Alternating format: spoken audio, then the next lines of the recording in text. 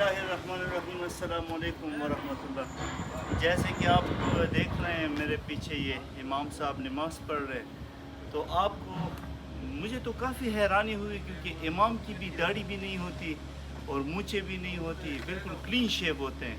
आज के जो हमारे जुमे के इमाम थे उसकी तो फिर भी थोड़ी सी दाढ़ी और मूंछें थी। मैंने उसके साथ तस्वीर भी निकाली है, ये भी आप देख सकते हैं, स्क्रीन पे आ रहा होगा।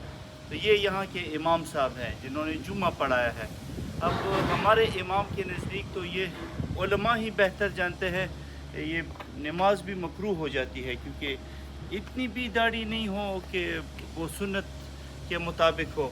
तो यहाँ पे ऐसे ही लोग नमाज पढ़ते हैं। और सबसे बड़ी बात जो है, मुसलमान सर पे टोपी नहीं पहनते। अब पूरे यूरोप में मैं जहाँ भी जा रहा हूँ, जिस मस्जिद में भी मेरी नमाज आती है,